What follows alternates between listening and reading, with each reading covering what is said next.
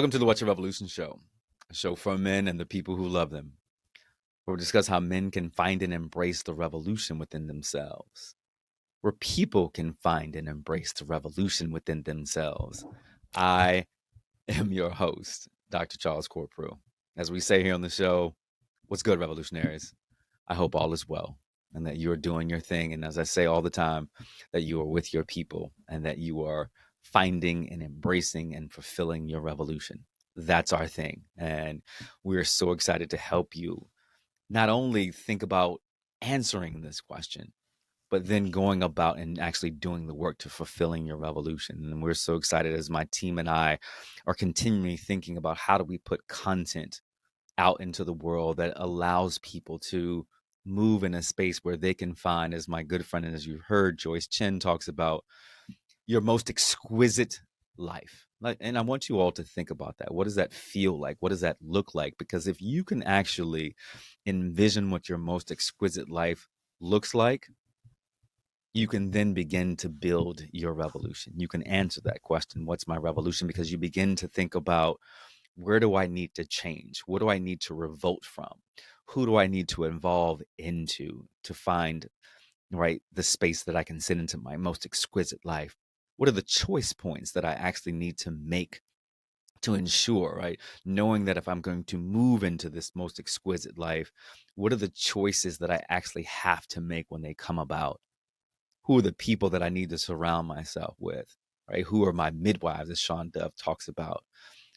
And thinking about, as I move into my most exquisite life, people want to see what it looks like. Oh, Wayne Dawson, my guest today, as he moves into this most exquisite life, what does that look like? Wayne knows, and you'll hear from him today, that the work that we do in finding our most exquisite life is not just for us. It's for the world, right? It's for people who are saying, you know what, I need a model. I need a beacon. I need someone to show me. I haven't seen it before. Because a lot of times, as my good folks in New Orleans would say, is that you can't be what you can't see. And so if you see somebody finding their most exquisite life, you can say, I can do this. And that there are always, as my friend Corey Doolittle says, and I talk about him all the time, and give a shout out to the Colonel, Jahari Hemphill, is that your revolution should always be becoming. You should be always looking for the next revolution of your life. That's what it is. We don't stay stagnant. And so that is why I'm happy. I'm very, very happy to bring Wayne Dawson to the show, who um, is the executive coach to some of the most prolific Black male executives in our country. And one of the things when I began to do my homework on this brother is that we reached out to each other and I began talking about what was going on in my life. And he's like, brother, you need to change your language. Right.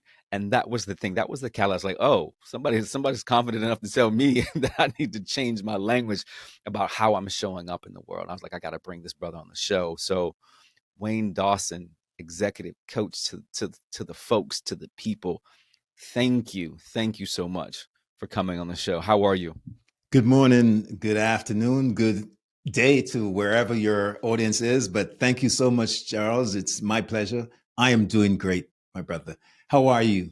It's funny, Wayne. Nobody ever asked me that question. Not on the show. Wayne, I'm doing well. I'm doing really well. I'm happy to be in this space with you, and this is my joy. This is my hour where I get to spend time with someone that I find that I have reverence for, that people have who have a story and a calling and a revolution that I know is going to speak to my people that are doing big things in the world. So I am good. I am coming out of a wonderful period of rest where I have the ability to now see clearly with what's next and what's in front of me. And oftentimes we don't get that opportunity in our lives. We don't take the time to take a sabbatical where we can rest and play. And I'm good.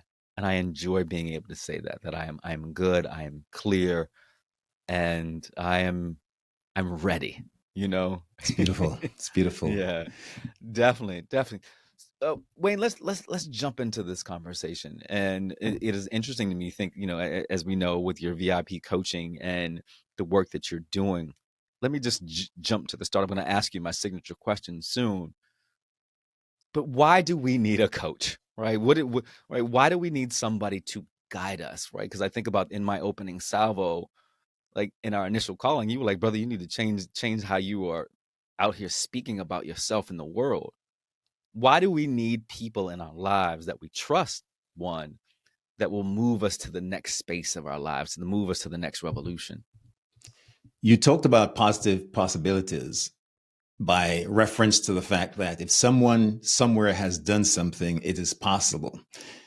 And one of the things about coaching helps you to see the unseen possibilities of yourself very often. We help to reveal blind spots.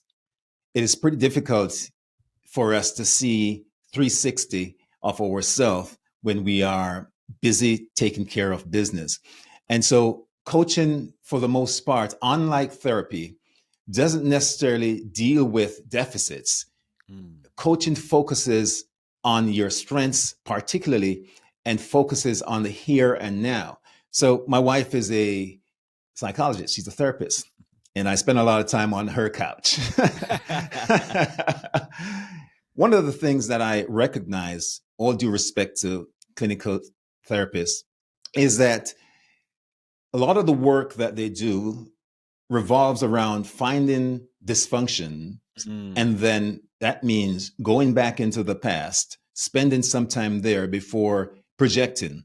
Coaching uses the past simply as reference to move into the here and now. And mm. with coaching, when you're in the here and now, the idea is the only presence or time we have is the present time. So, anxiety, depression, all that stuff comes from either projecting forward or looking behind.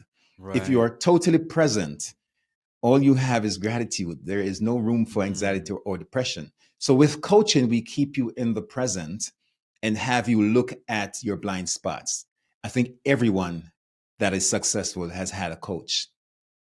man, I thank you for saying that, and I love that because Eckhart Tolle, if I'm correct, has the book called The Power of Now, Yes.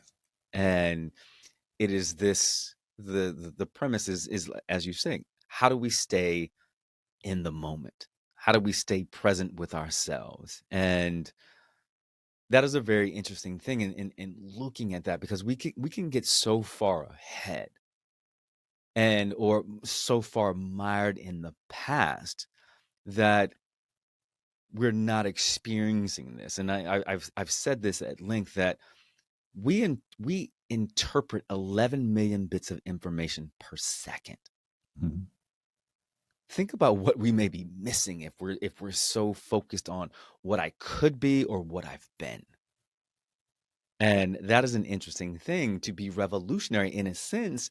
It is how do I stay here and understanding who I am in this moment and then be able to show up, like be able to show up. Like, what am I missing? Because I think, as you're saying, and correct me if I'm wrong, if I can see my blind spots, if I can illuminate those blind spots, I can be even more present.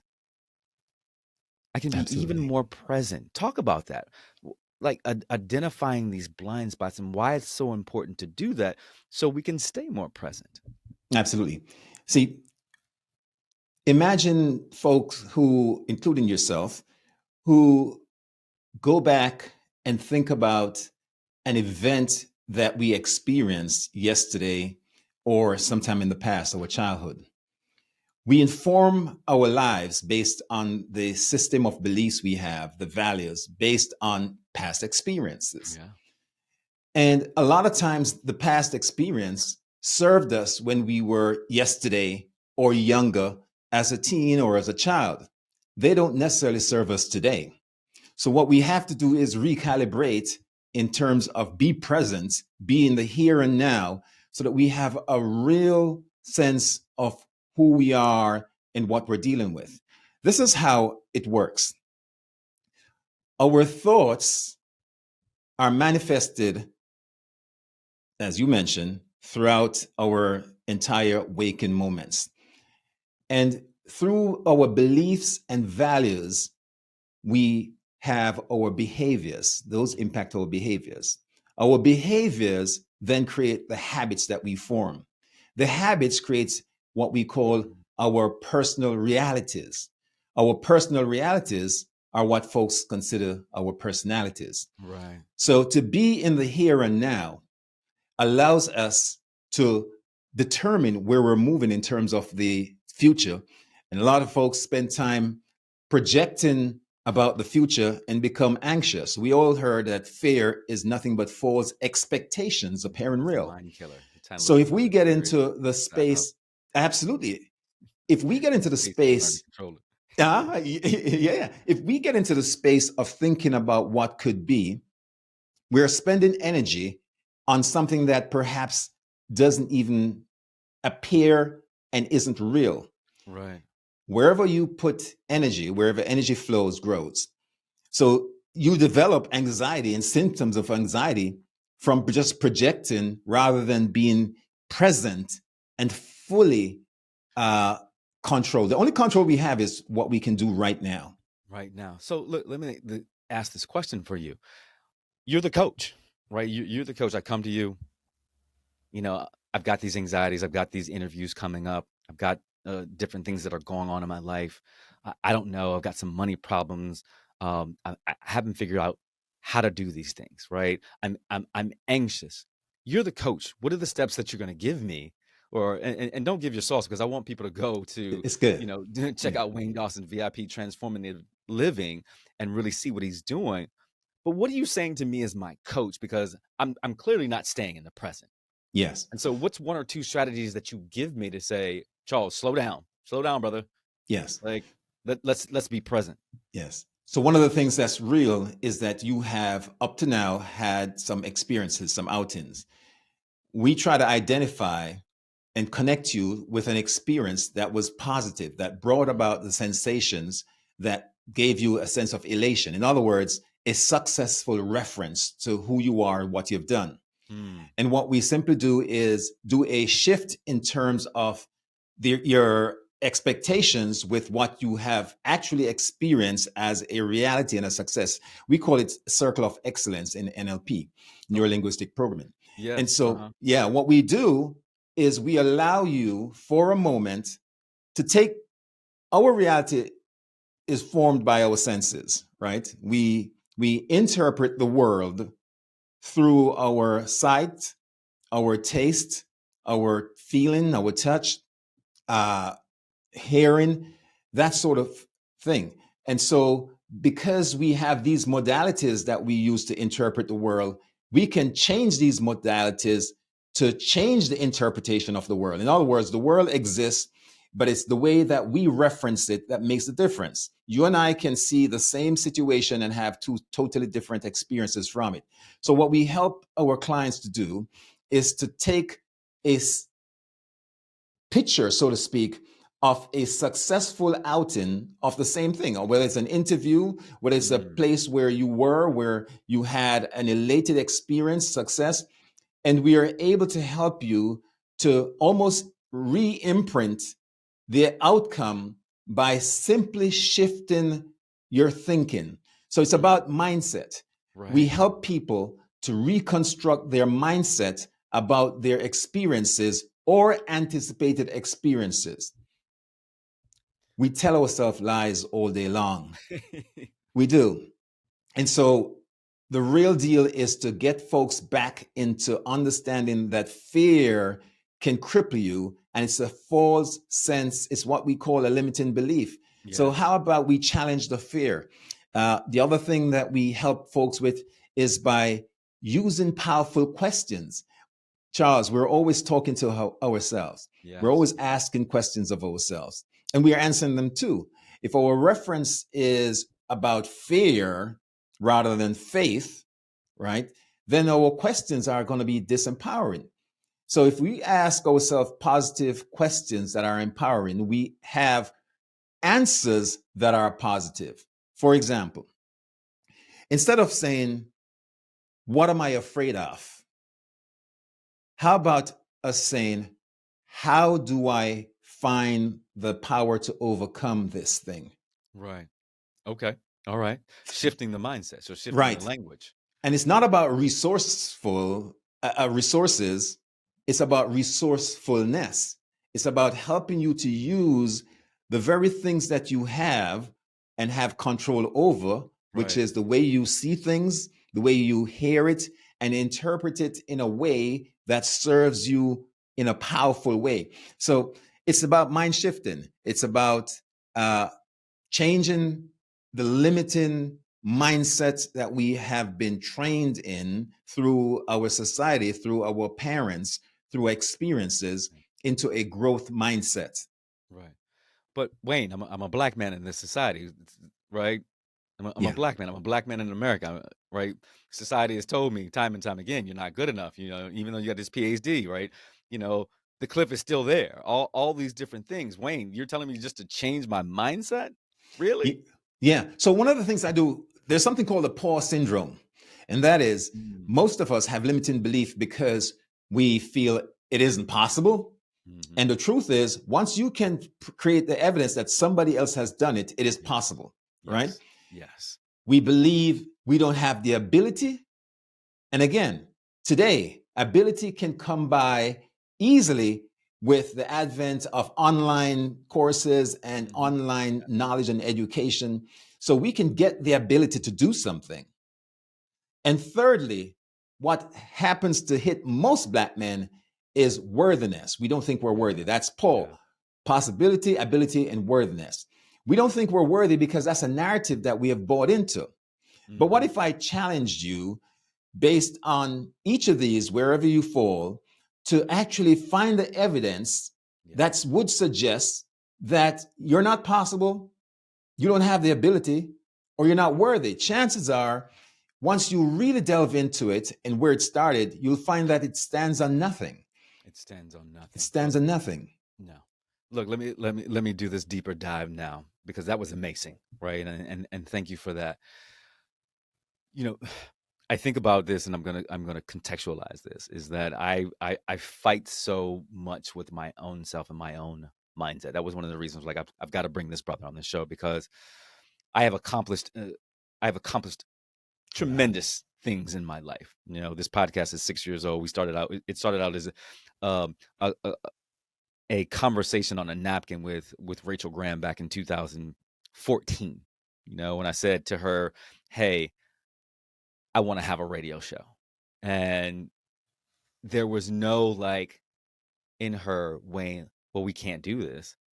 No, you're not good enough." There was none of that. She was like, "We're gonna figure out how to make it happen." And so then it began to manifest. And all of a sudden, we're 6 years in, 153 shows, right? Congrats. Almost 53,000 listens. We are being sponsored by major brands. I got you here with me, a luminary in coaching Black men. There was me believing in the possibility that with my skill set that I could do this. The second thing I want to illuminate for my revolutionaries is that we are living in a society and a time that, contrary to when I had worked extremely hard to get this PhD to be Dr. Corpro, right? I remember, you probably remember, we had to go to the card catalog to then card catalog it with the Dewey Decimal System, and then take it to the librarian, right, who would then help us go find the book based on these numbers, right? And Think use about the time. microfiche. Right, you're right, exactly. And Wayne, now at the flip of a question on Chat GPT, right? I look, there's a blog, there's a book, all the things that I can learn. I can become much smarter, much faster, right? It is so interesting to see the mindset of millennials and Gen Zs who've grown up in who are digital natives, right? And to see the comparable intellect that they have to us who are, in our late 40s and 50s who, were with the Dewey Decimal System because they have been able to accumulate information so much faster. And I think what you're saying is that the ability to say I can learn anything because the information is right at my fingertip, right? And so I can learn. I can actually cultivate the ability, right? The possibilities to be who we want to be are endless. I can then cultivate the ability because at literally in a nanosecond, there's a cadre of information. I can take a Udemy course. I can go to Coursera. I can take a course at I can be a Harvard student for a week Yes. if I want to be, right? But I think the thing that I struggle with is worthiness. Am I worthy? You know, Yes. that stereotype threat that Claude Steele talks about, that, because society has said you're a black man, when you walk into, Yes. you've internalized this. And here's the thing, Wayne, I think even as a PhD, having done all the research, I think you internalize it even more because I'm reading the research. I'm Yeah. seeing what it does to the body physiologically. I'm seeing to the body what it does psychologically. I'm internalizing when you walk in front of me and you don't say anything, or you don't say excuse me, as as a threat to me, that as a racial slight. So I'm a little bit angry. But am I worthy when I'm Yeah. sitting in the room and it's just me? When Yeah. I'm the look, when I'm the only, I'm sorry, when I'm the only black person in the room, right? And I'm wondering, well, damn, should I be here? Am I worthy? Is it me? Like, I've accomplished all of these things, but am I worthy? Yeah. And I think those are the things that have held me back. That mindset, like, and that fear, like, should I be in the room? I would Right? Should I start off by even be in asking this you, room? Charles, I'd start off by asking you, recognizing that you, by way of your birthright, you're a king. Mhm. You're a king. So when you walk into the room, especially as the only black man, it's an opportunity for you to be an ambassador, to rise in your kingship so you can claim your kingdom. Mhm. It's Right. a mind shift. Yeah. And see, one of the things that the narrative tells us is that we're not good enough. We got to work twice as hard. But we can ask ourselves the questions by, again, internalizing our I am. Yeah. The Mm. work that I do is based around a signature approach. We help men to identify their belief system and their values, their core values. Now, your core values are oftentimes not what you think they are because we develop mostly through the caregivers that we had in our early lives, teachers, Right. parents, Mhm. and then the society that we are part of. I always tell brothers this: all men lie. And they say, "Well, what do you mean?"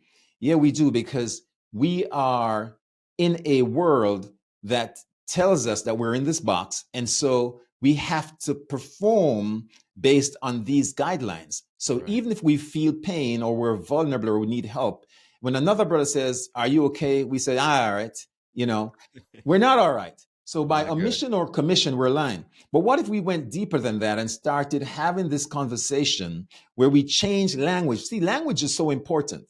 When we say, the second part of what I do when we evaluate the value system that we have, driving for your core values, what really gets you up, what really matters. And by the way, we're not restrictive beings, we're human beings that are transitioning and moving throughout daily. Our values shift with us Mhm. as the circumstances shift. Pinning down what our values are most important, because we have to recognize what it is that really is at the core. The second part of what we do is look at identity. Charles, whenever we are able to say I am, we're reckoning to our soul presence. The I Mm. am gets us beyond just a superficial. You're getting to the persona, the core persona. And once you say I am, everything that comes after that is a manifestation of your Mhm. personality. Right. So, what Right. if you started to see yourself as that king and pronounce to yourself, I am a king? Your entire, I'm telling you, the chemicals in your body Mhm. starts responding in alignment with how you show up and Mhm. see yourself. Right. So if you feel stressed, you release stress chemicals. Right. If you Cortisol. feel fulfilled and happy, you release happy fulfillment Yeah. chemicals. Endorphins, dopamines. And Right. that allows Norepinephrine. you, absolutely. The Mhm. same is true in terms of health. The same is true in terms of the thinking of worthiness. So once you tell yourself, they say fake it till you make it. Once you're able to tell yourself, we use affirmations. And for people who are very spiritual, they go into affirmations and prayer. and the mantras. And that's the reason why these ancient folks use these tools. We have the tools. Remember, I said it's about resourcefulness, Right. right? And so by engaging these tools, having a different conversation with ourselves, using language, as I shared, how we show up has a lot to do with how we have that inner dialogue with ourselves. My friend calls it an inner standing rather than an understanding, right? It allows us, once we start aligning values, core values, with our I am statements, and we really manifest and own this, your personality jumps out at you. I'm sorry, your reality, your purpose, Right. because purpose is already an assignment that we all came here with a purpose as Right. souls. Right. And so once you're able to align your sense of self truly, not to be determined by somebody else, your purpose knocks you in the head. I love that. Yeah. Uninfluenced by mercenaries. You know what I'm Yes, saying? That sir. you are moving in the space and alignment that Yes. is given to you. What I love about what you're saying is, and I want my revolutionaries to really, really think, you know, to look in the mirror. And here's the strategy: to look in the mirror and to say, I am a queen, I am a king, I am a venture capitalist, I am who I want to be, right? I'm a top 1% podcaster, Yes. right? And moving in that space and begin, like you're saying, and you begin to say, I am, and, it's interesting. It always seems to come up. And I've been mentioning, in our initial conversation, I think that you were like, I had been saying, I am single. I think you heard a couple of shows me saying, I am single. And you hit me up on LinkedIn Messenger. You were like, brother, you need to change that. Like, Yes. you know, interesting. I'm trying to figure out what I change that to, but um, it is, but I am moving in the space to be the best person that I can be to show up for a relationship when that comes, Yes. and I am, and Yes. so and it's moving in this positive space instead of saying that I'm a negative person or I'm a bad person. I remember going into therapy, and getting to this space where I said to my therapist, I am a piece of shit. Ah, And, you know, and he was like, okay, well, our job is for you not to feel like that. Right. And I had gotten to this low point. And I probably needed to say that at that time, though, Wayne. I probably needed to acknowledge that at that time so I could move out of that space. I could move out of that space about who I was at that time to say, to move in this space where I can say, I am a good man. yes. And so I think there's some acknowledgement about where you are, but then there's also this, how do you move? Because that's the revolution. In between who you are and where you want to be, there is a gap. And you Yes. got to move, and to begin to move, you have to begin to believe I am. As you move into this good man space, or you move into this venture capital space, or you move into this podcast space, or you move into this coaching space, right? There's that gap, but you have to be able, and that gap is the revolution for you to be able to say, I am, right? And in those spaces, I am being able to say, I am revolutionary. I'm revolutionary in my life. I'm revolutionary in my communities. I'm revolutionary in the world.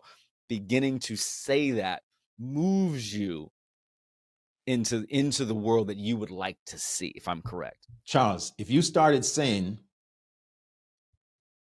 I am, I am waiting for my perfect match versus I am single.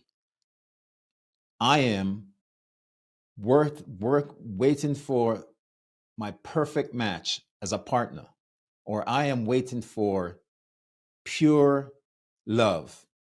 Mm, If you change the vocab, you begin to attract the people, places, and things that resonate on that same level.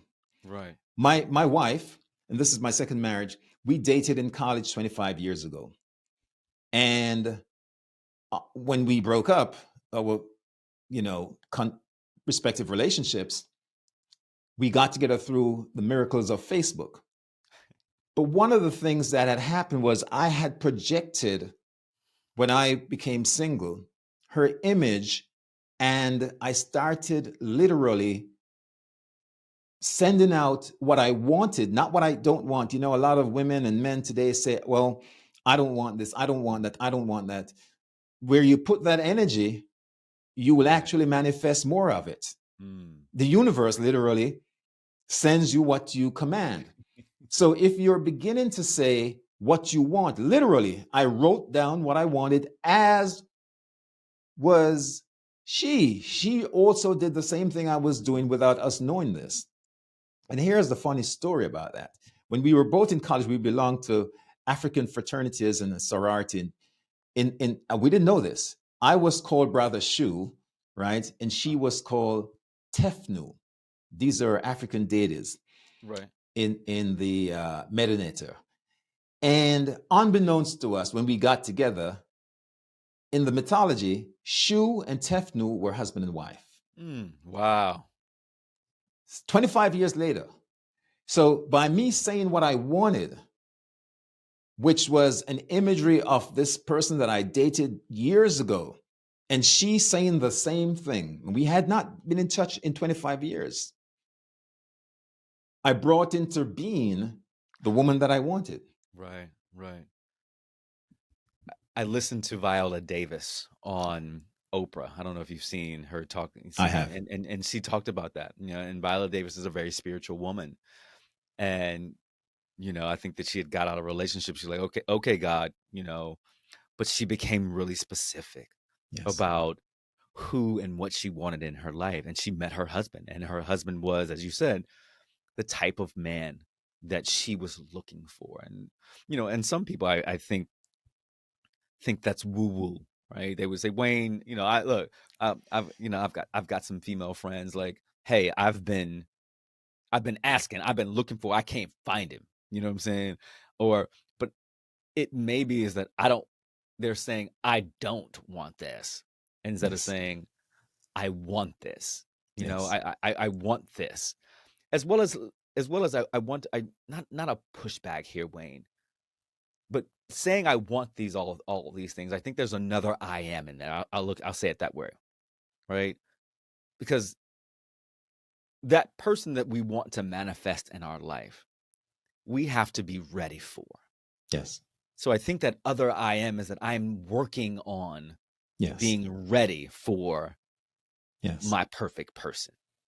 So I think if what you're saying, like, we're manifesting in the work, I am working because it pushes you. I'm working because you don't want. I'm sure that you say your wife. Your wife wanted this version of you, Yes. right? As you got together, not the version of you that may No. have been 25 years ago.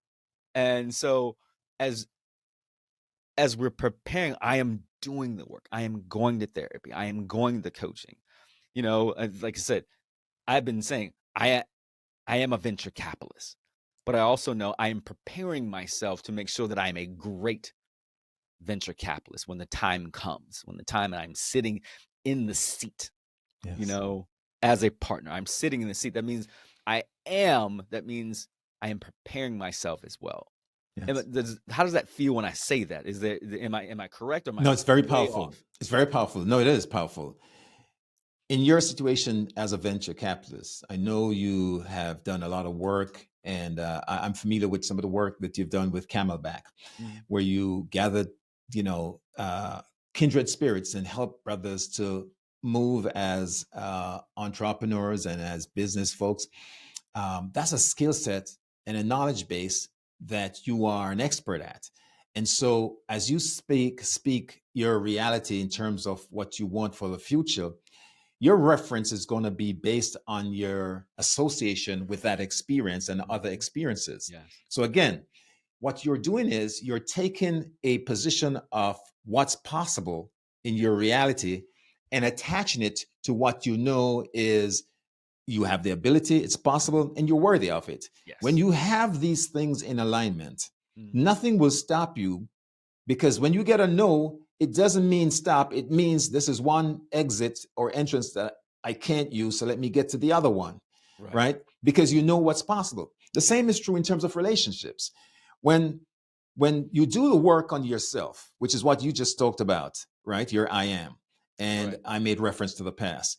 When you do the work on yourself and you found out, or you did the work and you found out that you had a deficit with, say, managing financial planning, it would behoove you to do that work to be Yeah. better Yes. prepared and equipped so that the next ask lessens the opportunity to have a closed door. So, Right. yes, you must do the work. And that's what coaching is all about. Hey, I knew it was coming. I knew it was Yes, coming. it's to do the work Yeah. on self, right? Yes. And so Yes. when we do the work on self, there are three. I'll talk about this later on when we talk about my revolution. There are three stages of changes that we go through. The first one is transient, which means we're awoken to an idea. Most of us can experience that, and that's usually brought around from a crisis, that sort of thing. But it's temporary. The second part of change is transformation. Transformation is what we're talking about, the I am, Mhm. where the personality of the persona, you do the work on self. This is nothing to do per se with an exterior motive. It's an internal conversation and the work, and it's deep work. And a lot of people run away from it because we don't like our truth. When Yeah. we look at ourselves at night in the dark, we see some ugliness that the folks outside don't see in the Mhm. sunlight. Yeah, we do. And we Yeah, have we to do. deal with that. Yes. Yes. Charles, that's the hardest part Mm, of mm. change for Tell the most people. We story. stop Tell the there. story.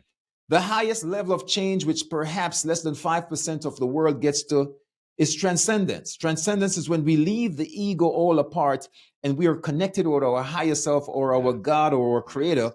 And Mhm. so these issues that we talk about day to day, the mundane stuff, leaves us all together. And I'm working at that, and so are many other people. Yeah.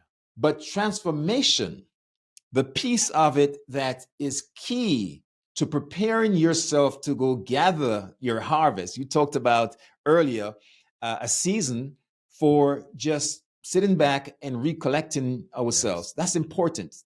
We all have to have that balance where we not only go out in the exterior world and conquer and do whatever. Black men have been in a state for the most part of surviving.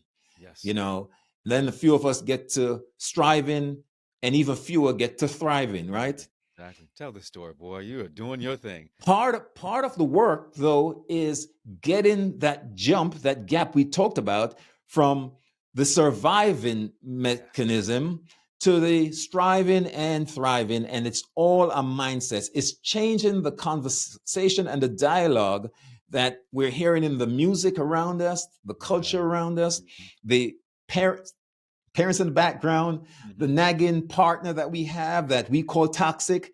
We have to be able to cleanse the brush, as it were, and spend some time, alone time, and do the work on self to get to that place where we have prepared a fertile soil so that the Mhm. seeds of the people that we're asking, the businesses, right, the ventures, have a fertile ground in which to uh, be sowed and Yeah. to for us to have Yeah. harvest. I love that. I love that. Three T's, if I'm correct: transient, transformation, transcendental, Yes, sir. transcend. Yeah, and working your way. I think through all of that is that in that there are so many pieces that we talk. Each of those is a revolution in itself. Yes. It is these stages of itself. And if I think about how we're fulfilling our revolution, the transient is the revolt and evolve. Yes.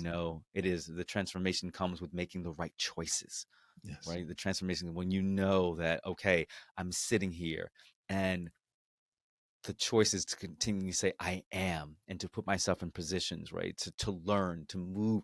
The transformation comes from in that gap that we talked about. It's making the choice. Think about you said, and we need those folks around us. We need our midwives. We need those good people to help us transform ourselves, right? And then moving into this transcendental where we're, we like you said, we've lost ourselves. We've lost the ego, Yes. and the ego is tied to so many poor choices. Yes. When we are ego driven, right? We're thinking right with the ego is that we're thinking about ourselves. But when we transcend the ego, we're thinking that the things that we do are not just for us. That's correct. We think about the work being greater. That's correct. And when we can do that, we can be mindful. We can be mindful. We can be mindful, right? And it all comes back. We can be mindful of what an exquisite life looks like for us. Because I think to transcend is a part of an exquisite life. That's When correct. you're looking around and I am egoless and I am making impact in the world, and I can sit and know that the work that I'm doing is not only for me, but it's for others. That's the key. Because That's you the can't key. get there. You can't get there. You can't move through these three T's unless you have somebody who can see you better than you can see yourself. There you go. There And you that's go. what a coach does. That's what a coach does. That's what a coach And does. coaching is not a new phenomenon. Coaching has been happening for eons. The kings in ancient time had an advisor in court that they turned to. That was coaching. Every great accomplished person has had a coach, someone that they can go to, and that person can tell them the real deal. Hey, bro, your left hook stinks. You thought you had the greatest left hook. This is why you're throwing it in the fight, but it stinks. We got to work on that. It's going to take a coach to call you on your BS, right? Yes. Yes. And but you must be committed to do the work now. So in the work that I do at VIP Transformative Living, there's no magic wand. I help folks to realize where they are, and you talked about it, where the gap is, and what's the barrier or barriers that's prevented them. And then we begin to unravel that whole stuff and create a whole new set of principles that are empowering, that will serve you to take you to the next level. And Mm. the work is hard. A lot of people run away in the middle of the work because now you're talking about your truth. And see, we are behind keyboards and screens where there's a lot of false selves being sent all over. So most of the time you're talking to someone on the internet or through Mm. social media, you're not seeing the true. We can get away with that because nobody calls us on that. We can filter and take 10 photographs and send the best looking one, correct? Oh yeah. Hmm. We can talk about our successes, but we refrain from talking about the challenges and Yeah. failures Failures. because Yeah. we can do so. But when it comes down to the real deal, transformation, see, even with relationship, when we get to the place where our relationship aren't transient, meaning we didn't meet somebody at the bar and have a hookup, that's transient. It served us well. The alcohol spoke and we had something and we thought that thirst was going to leave it doesn't. Marriage bliss. Transformation is when we start saying, even with fathers, I tell fathers, it's not good enough. I tell black men to say, I have kids. The transformation is when you start saying, I am a father. Right. Hmm. That changes the way you show up because I am a father comes with a whole different set of commitments and responsibilities than just saying I have kids. I have kids could mean they're somewhere in Right. Alaska Right. and I'm, Right. yeah, Exactly. I've got kids all over the world. that's right. But I'm a father I'm a is father. a commitment, it's an involvement, right? I'm a faithful servant. Yeah. Exactly. Exactly. It sounds like your mic. It sounds like your mic went out just a little bit, but we're good. We are definitely good. I understand what you're saying. Like really making the move to transform, and coaching does that. Coaching allows us to find that space. And as we began this conversation, is that coaching allows us to illuminate our blind spots. And I think about, you think about the best, the sports analogy, the best coaches move, it's not only that they move the best players, they move a team. And that means you're moving your team, you're moving various skill levels of players to work in harmony together. That's what good coaches do, right? And thinking through, what are the blind spots? How do I need to say this to Charles, right? That is actually going to motivate him to be even better, to fulfill his revolution. How am I going to put him in a space to win? Right? That's the wonderful thing. How do we put him in a space to win? And that I think that's the wonderful thing about coaching. And I always look, man, the time goes by so fast. And I just want to say that I am tremendously grateful for this time and that we've had. I got one more thing, something that we have been doing, new on the show to really bring in how to help people fulfill their revolution. So, can you choose a number 1 to 5? Okay. 5. 5. All right, 5.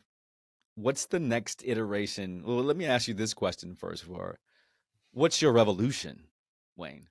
My revolution is to be able to elevate to that level of transcendence where where I serve something much greater than myself. Mm, And in so doing, to be able to give brothers a hands up rather than a hands out. mm. The intent is to move all of us to that state where we are able to master ego and start talking about we go, the community. So Right, it's about right. transcendence. And that is my revolution. I gotcha. Wonderful. Thank you. Thank Thank you. you. So my question then, now that's your revolution. What's the next iteration of it look like for you? So the work that I'm doing right now is I'm about to go back into therapy because I'm writing this book right now about fatherhood, Okay. VIP fatherhood, using the Nice. principles of values, identity, and purpose. Mm. And in this work, the more I dig into it, the more I realize that I have so much to learn and to grow.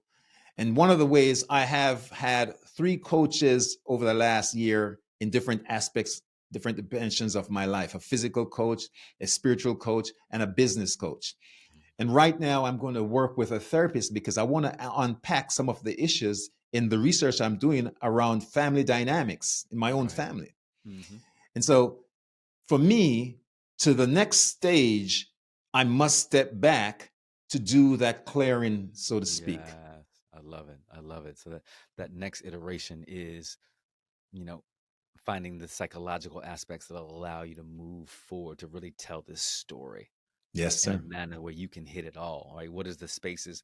You can't be revolutionary for others if you're not revolutionary for yourself. It begins with you, It all work. begins. It begins with you, and that self-awareness Yes. piece is so key. It's so key. Wayne, I want to thank you. Revolutionaries, I want you to Thank you. go and check out Wayne at VIP Transformative Living. He is a wonderful coach. He's working with the Black Men Executive Coaching with what's Jules' last name, brother? I forget. Love, Jewel Love, Black Jewel. Executive Men. It's Yeah, with Jewel Love. exactly. And they're doing amazing work. So make sure that you're going to check him out, check them out. And if you need coaching, right, you need someone to move you to the next level. Wayne Dawson is your man. Wayne Dawson is your guy. Wayne, thank you for all Thank you. that you do in the world, and thank you for your revolution as we move through this. We need folks like you. We need a voice. We need a coach. We need somebody to say, you know what, hey, that's your blind spot, brother. I got you.